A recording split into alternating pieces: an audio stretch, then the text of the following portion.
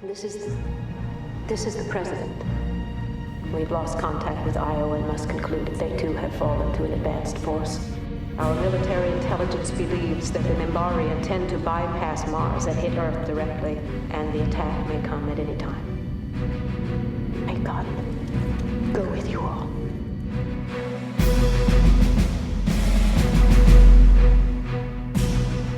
Before the dawn of the Third Age, before the Babylon Project, there was the beginning. The year is 2245, and the Earth Alliance, the ruling government of humanity, had just emerged from the Dilgar War victorious, fighting alongside the League of Non-Aligned Worlds. Earthdome, the name of the central administration of the Alliance, was feeling confident in its growing role in the galaxy, and had wanted to use the momentum and resulting goodwill to expand their sphere of influence further through trade and alliances with other spacefaring races. Their efforts so far had proved mostly successful, reaping great rewards for the young race.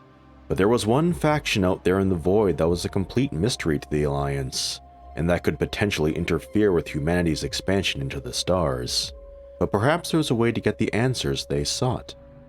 Londo Mollari, ambassador to the Centauri Republic, who were longtime allies in the first race that made contact with the Earth Alliance in the 2100s, was summoned to a meeting with General Robert Lefcourt of the Earth Force Chiefs of Staff to answer the burning question on the minds of everyone in Earthdome. What did he know about a race called the Minbari? Slightly taken aback by this question, Londo answered as strategically as he could, that they were one of the oldest spacefaring races, and that if you did not bother them, they would not bother you. But the general informed him that an expedition would be sent to their border to assess their threat to Earth Alliance interests. Obviously, Earthdome was fully intent on bothering the Minbari in at least some capacity. When Ambassador Mollari cautioned the general to only send one ship as to not provoke them, Lefcourt arrogantly brushed off the notion with his response of, "We took care of the Dilgar, we can take care of the Minbari," and that a mission was already being prepared. At this point, Londo was exasperated and lost his composure by stating that the general had a wonderful combination of arrogance and stupidity all in one package. Despite some further heated words between the two, Ambassador Mollari reluctantly agreed to give them the locations of known Minbari military bases, in the slimmest of hopes that Earth would avoid an armed confrontation. His parting words to Lefcourt being, "I only hope in your stumbling around, you do not wake the dragon." During this time, on the Minbari homeworld of Minbar, Lennon, leader of the Anlashok, was pleading his case for more support to the leaders of the Minbari people, the Grey Council. The Anlashok, translated as the Rangers in English, were a group dedicated to standing watch for the Minbari's longtime enemies, the Shadows, as their return was prophesied by Valen, the one responsible for unifying the Minbari and leading them to victory over the Shadows.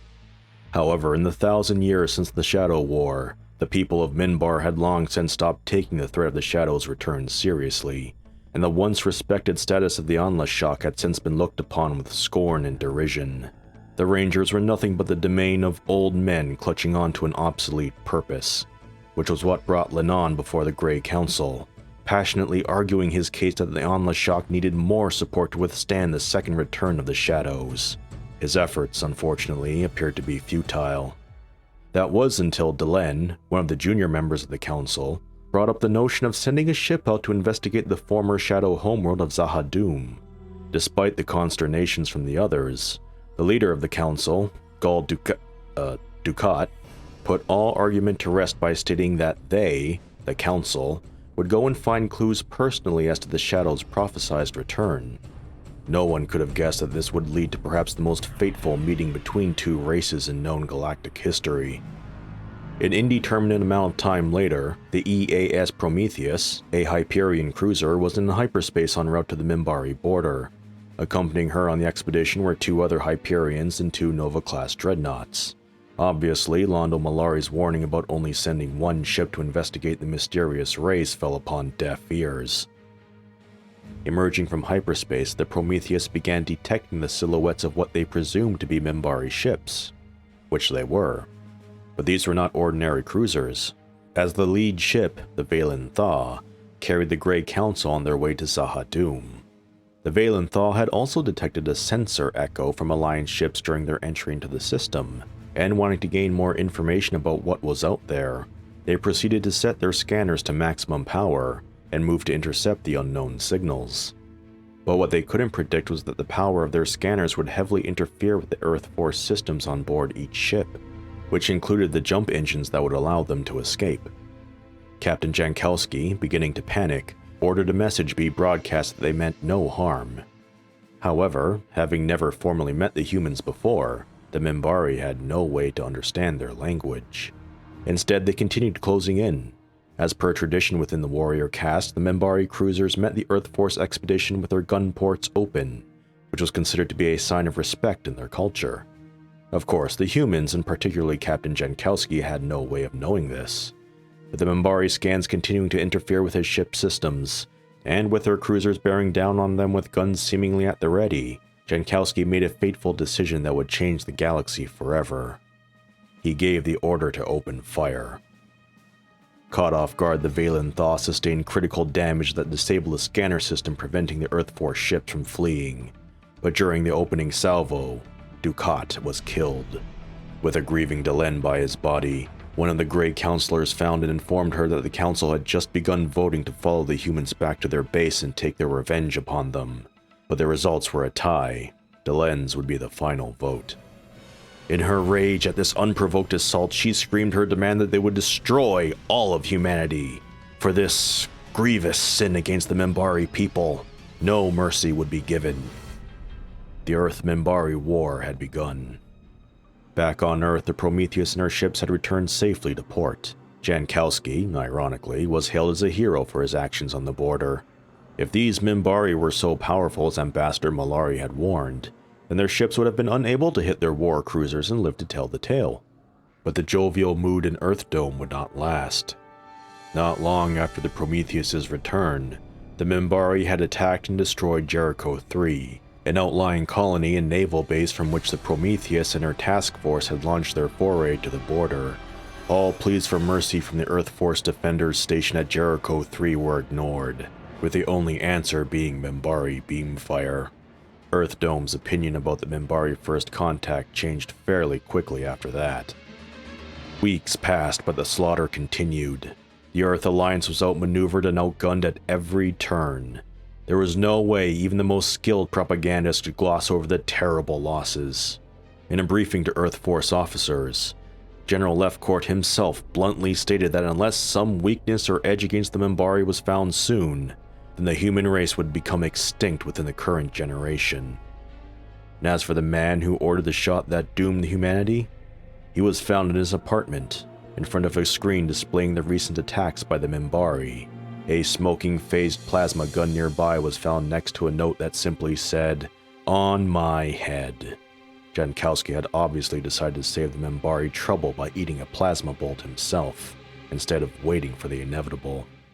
Meanwhile, on the Minbari side of the war, aboard a Grey Council ship, Delenn was finding herself suffering through a crisis of faith. The slaughter of the humans to avenge the death of Dukat had brought her no peace, and she began to question what was quickly becoming a holy war of genocide to the Minbari. But Lennon would interrupt her introspection to inform her that he had arranged for Dukat's belongings to be brought aboard, and for his sanctum to be recreated exactly as it was before, concluding with the unspoken hint that it was very important that she took the time to visit. Easily picking up on the obvious hint, Delenn moved to do just that. Once she entered Dukat's sanctum, she noticed that something was off. This was when two alien individuals emerged from the darkness in full encounter suits, emissaries of the Vorlons, their original allies during the First Shadow War. But no one had any contact with the Vorlons in centuries. What were they doing aboard a Minbari ship? The answer became clear when one of them played a recorded message from Dukat himself, that if whoever was seeing this message meant that he was dead, and whoever the Vorlons chose to show this message to was to help prepare them for the Second Shadow War. To do this, they needed to find a race called humanity and bring them in as allies in the coming conflict. Dukat finished his message by imploring the viewer to finish his work. After Delenn confirmed with the Vorlons about humanity's importance, Lennon also appeared from the darkness surrounding them, voicing that the entire trip to the Shadow homeworld was a plan by him and Dukat, to instigate a first contact situation with the humans and with the members of the Grey Council present in order to expedite matters. This whole war had just turned upside down for Delenn, as she was faced with two insurmountable truths. The humans were the key to prevailing against the return of the Shadows, and this war had to end.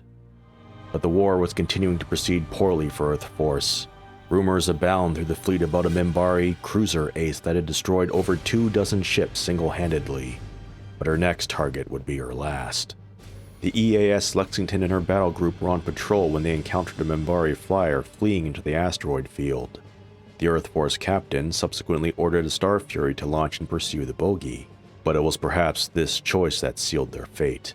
Not long after the Star Fury entered the asteroid field, a Minbari Charlin cruiser hyperjumped on top of the Earth Force ships and proceeded to systematically destroy the entire battle group. That was except for the Lexington herself. Heavily damaged and believed to be dead in space, the Charlin simply left the area as it believed its work was done. With her captain dead in the attack, it fell to her first officer, Commander John Sheridan, to act. Realizing that they could not escape under their own power, and that any distress call sent to Earth would signal to the Minbari that they were still alive, Sheridan hatched a simple but extraordinarily powerful strategy. The Lexington would broadcast a distress call, but not before they placed a few nuclear warheads among the asteroids on a wireless trigger. Once the Minbari detected the signal and closed in on their obviously wounded prey, they would detonate the nukes and catch the ship in the explosion. It worked. The defeat of the Drala Fi was a stunning victory, making it the first, and unfortunately only battle the Earth Alliance would triumph in combat against the Minbari outright, and earning Sheridan the Minbari name of Star Killer. Aboard another ship far away, Delenn held a conference with Lennon on how to end the war. The subject at hand, though, was faced with two daunting obstacles. The fury of the Minbari people over the loss of Dukat could not be tempered, and any attempt by a Minbari to contact the humans directly would force the Grey Council to interfere. But perhaps there was an indirect way to open a line of dialogue with the Alliance. It was known that the humans had dealings with the Narn regime for weapons to use in the war. If Lennon could get his rangers to work with the Narn, perhaps a diplomatic solution for the war could be reached. Lennon, despite the seemingly untrustworthy nature of both humans and Narn, agreed. On Earth, Commander Sheridan was accompanying General Lefcourt to his office for a new assignment. But when they entered, an ambassador from the Narn regime was found inside waiting for both men, Jakar. The general quickly explained the reason for Jakar's presence. Sheridan was selected for a mission in which the Narn would transport him on a covert operation to an out-of-the-way planet where, in theory, they would meet with the Minbari representative to discuss peace.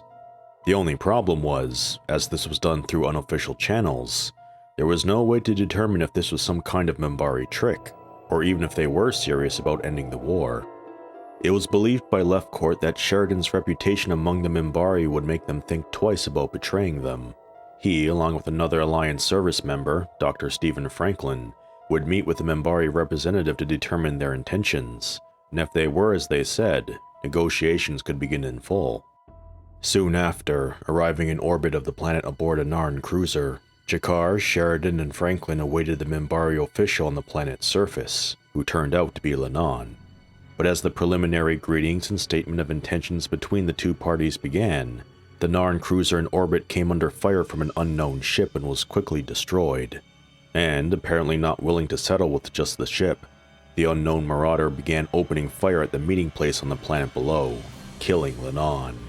But as he lay dying, Lennon knew that his people would come and slaughter the others in revenge for his death. To prevent them from sharing his fate, he used his last words to tell Sheridan how he and the others can escape with their lives when his people come for him.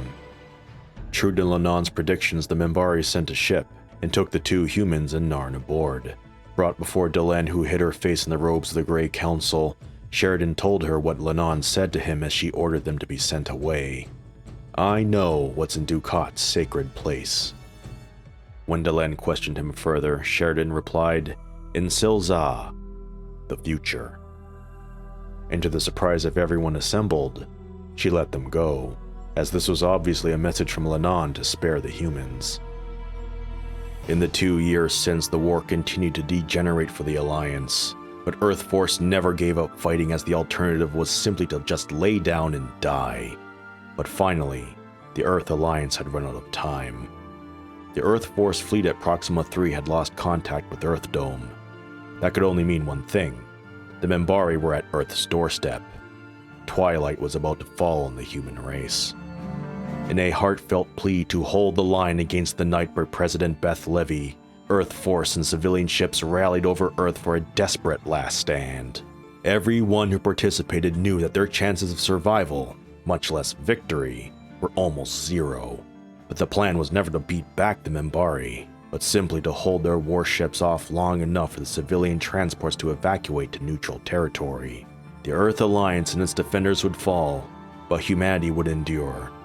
This small hope kept the fires of defiance burning among those who chose to fight in what would be the last stand of the Earth Alliance.